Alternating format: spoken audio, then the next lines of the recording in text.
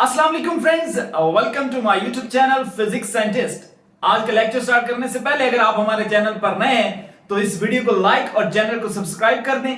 और अगर आप ऑनलाइन स्टडी करना चाहते हैं तो यहां पर मेरा व्हाट्सएप नंबर आ रहा होगा, आप मेरे से आकर कांटेक्ट कर सकते हैं। चलिए स्टार्ट करते हैं आज का लेक्चर। क्लास 11 चैप्टर नंबर 4 आज हमने स्टार्ट करना है। उसका फर्स्ट टॉपिक है, चैप्टर है वर्क एंड एनर्जी के रिलेटेड। फर्स्ट टॉपिक है नाम में जी work done by a constant force. Constant force अगर लगाएं कितना वर्क डन होगा, उसकी क्या वैल्यू होती है, क्या फार्मूला होता है, क्या ग्राफ होता है। एग्जांपल की मदद से हम इसको समझने की कोशिश करेंगे।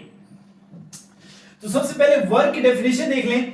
When a force acts on a body, कोई फोर्स किसी बॉडी पर एक्ट करती है, बॉडी पर लगती है, and displace at some distance, वो क्या करते हैं किसी सम डिस्टेंस मूव करती है आगे। फॉर एग्जांपल ये पेन है, इसको मैंने फोर्स लगा रहा हूं तो ये मूव कर रहा है सम डिस्टेंस से, कोई भी फासला तय कर रहा है, तो उसको हम कहेंगे then work is said to be done. तो हम कहेंगे जी वर्क हो रहा है। अब कांस्टेंट फोर्स क्या चीज होती है वो देख लेते हैं। देखिए कांस्टेंट फोर्स क्या है। Constant force the magnitude and direction of a force. Magnitude होती है मिकदार, कितनी मिकदार में आपने फोर्स लगाई है और किस डायरेक्शन में लगा रहे हैं। Direction of force remain same. मसलन कहने का मतलब यह है कि जिस साइड पे आप जिधर फोर्स लगा रहे हैं, जितनी मिकदार से लगा रहे हैं, मैग्नीट्यूड से लगा रहे हैं, वो सेम होगी।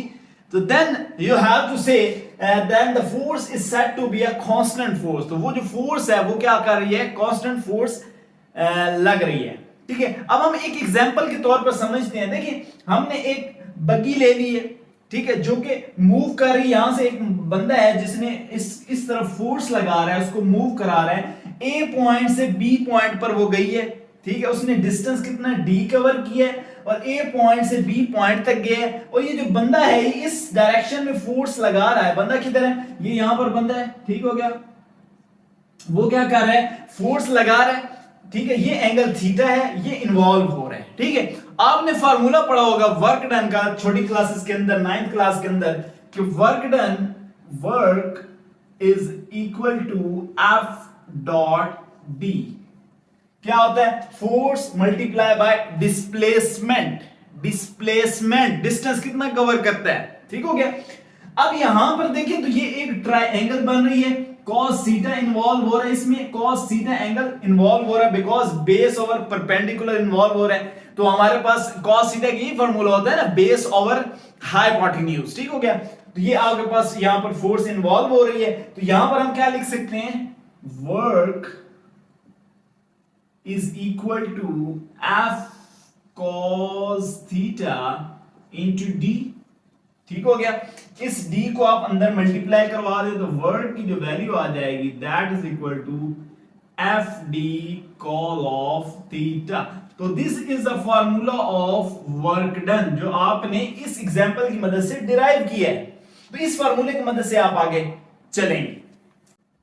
नेक्स्ट देख लेते हैं कि वर्क डन को आप ग्राफ के रिलेटेड देखें, ग्राफ से समझते हैं कि वर्क डन कैसे होता है। देखिए consider a graph between force and distance. हमने क्योंकि वर्क डन का फार्मूला होता है F D cos theta, force और डिस्टेंस के रिलेटेड होता है। तो हमने क्या करना है, हमने ग्राफ बनाना है फोर्स और डिस्टेंस के दरमियान।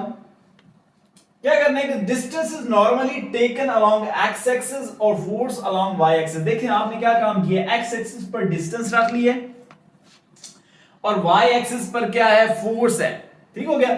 अब जाहिर बात है जो यहां पर अंदर काम हो रहा है, जो भी ग्राफ ड्रॉ हो रहा है, that is equal to the work done. जितना वर्क डन होगा, कांस्टेंट फोर्स में हम केस पढ़ रहे हैं, तो कांस्टेंट फोर्स में देखिए कांस्टेंट फोर्स है, देखिए सीधी लाइन जा रही है, बिल्कुल स्ट्रेट लाइन, कोई इसमें वेरिएबल नहीं है, चेंज नहीं हो रहा, कांस्टेंट लाइन जा रही है। तो ये सारा जो एरिया अंडर है that is the work done. तो ये सारा वर्क डन है, दैट इज इक्वल टू, वो हमें फार्मूला पता है कि work done is equal to F D cos theta, ठीक हो गया। इसके रिलेटेड आपके पास ये वर्क डन इजीली आ जाता है। और ये ग्राफ है फोर्स और डिस्प्लेसमेंट की, work done with a constant force.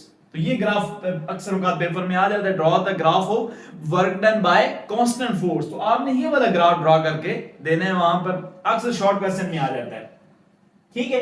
Next important points है कुछ कि हमने एंगल ये cos थीटा एंगल पढ़ा है कि अगर angle if theta is less than 90 degree, 90 degree से कम हो तो फिर वर्क डन क्या होगा, वर्क इज डन, वर्क होगा और कितना होगा कि वो पॉजिटिव वैल्यू होगी हमेशा, क्या आएगी, क्योंकि पॉजिटिव कॉज है, कॉज 90 से कम वैल्यू जितनी आएगी तो पॉजिटिव में आएगी। सिंपल वैल्यूज पुट करके आप चेक भी कर सकते हैं। ठीक हो गया। अब चलें, अगर if theta is equal to 90 degree no work is done, इसकी क्या वजह है भाई, अगर एंगल 90 हो जाए तो वर्क जीरो क्यों होगा, इसकी क्या वजह है देख लेते हैं। सिंपल देखिए, कॉस अंदर वैल्यू पुट करें, कॉस 90 पुट करेंगे तो कॉस 90 की वैल्यू होती है 0, तो ये सारा वर्क डन 0 हो जाएगा। Simple is that.